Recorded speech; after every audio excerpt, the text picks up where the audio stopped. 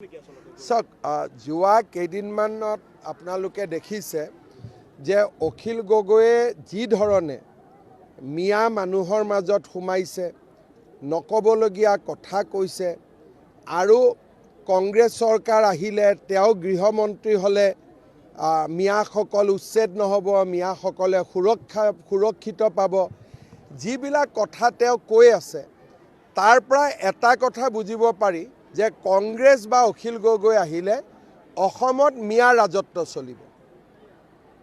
অসমীয়া মানুহৰ কোনো কামেই নাথাকিব, যি ধৰণে কথাখিনি তেওঁ কৈ আছে। গতিকে মই ভাবোঁ যে অসমৰ মানুহে এই কথাবোৰ শুনিও আছে, অসমৰ মানুহে দেখিও আছে আৰু অসমৰ মানুহে এটা সুস্থিৰ ৰাজনৈতিক সিদ্ধান্ত ল'ব, তাত মোৰ সম্পূৰ্ণ বিশ্বাস আছে।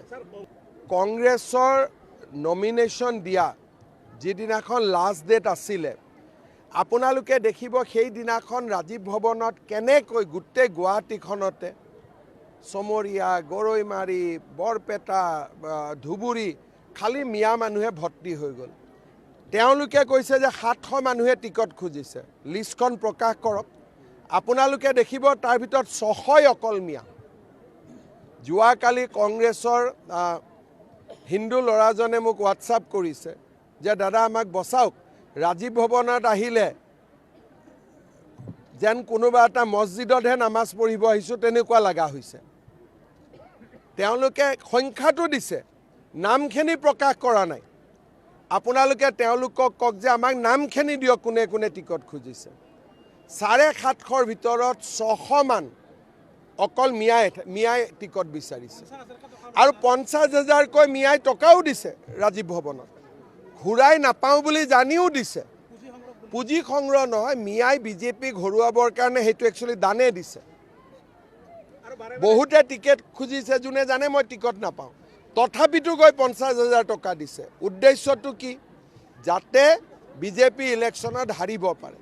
গতিকে এইটো এটা সম্পূৰ্ণভাৱে মিয়াসকলে এইটো এটা জেহাদ বুলি লৈছে বিজেপিক হৰুৱাটো। নহ'লে গুৱাহাটীত সিদিনাখন মইতো দেখা পাই আছোঁ, মইতো টিভিত আচৰিত, একে জাপে যিমান মিয়া গুৱাহাটীত টিকেট খুজিব সোমাই গ'ল। তাৰমানে কংগ্ৰেছ যদি কিবা কাৰণত জিকে, ধৰি ল'লোঁ নিজিকে, ধৰি ল'লোঁ শপত গ্ৰহণৰ দিনাখন কিমান মিয়া গুৱাহাটীত সোমাই যাব আপোনালোকে চিন্তা কৰকচোন। অসমৰ ভৱিষ্যত কিমান অসুৰক্ষিত কৰি পেলাইছে। ময়ো আছিলোঁ, তেতিয়াও মুছলিম মানুহে টিকট খোজে, মিয়া মানুহে টিকট খোজে, আচৰিত নহয়। কিন্তু এনেকৈ মানুহ লৈ গুৱাহাটীত আহিব আগত ভয় কৰিছিলে, এতিয়াতো ভয় ভীত নোহোৱা কৰি দিলে।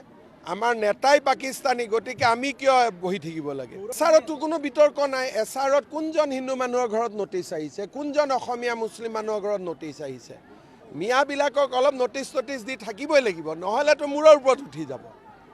মইতো আগতে কৈছোঁ যে পাৰোঁ নোৱাৰোঁ দিগদাৰি কৰি থাকিম, সেইকাৰণে ইয়াত একো লোকঢাক কৰিবলগীয়া নাই। মই দিগদাৰিয়ে কৰি আছোঁ, পাৰোঁ নোৱাৰোঁ পিছত হ'ব, কিন্তু দিগদাৰি কৰি থাকিব লাগিব। বুজি পাব লাগিব যে অসমীয়াই ক'ৰবাত নহয় ক'ৰবাত প্ৰতিৰোধ কৰি আছে, নহ'লে ক'তোৱে যদি প্ৰতিৰোধ নকৰোঁ এইটো দেখোন ৱাক অভাৰ পাই যাব। সেইকাৰণে এছাৰতো 2-4খন নটিচ যাব, এভিকশ্যনত 2-4খন নটিচ যাব, বৰ্ডাৰ পুলিচৰ নটিচ যাব। এইবিলাক আমি উৎপাত কৰি থাকিম। জাতিটোৱে ক'ৰবাত নহয় ক'ৰবাততো প্ৰতিৰোধ কৰি থাকিব লাগিব। গতিকে এছাৰত যে নটিচ গৈছে, অলপ অফিচত আহিছে, কষ্ট খাইছে, এইবিলাকতো দি থাকিবই লাগিব না।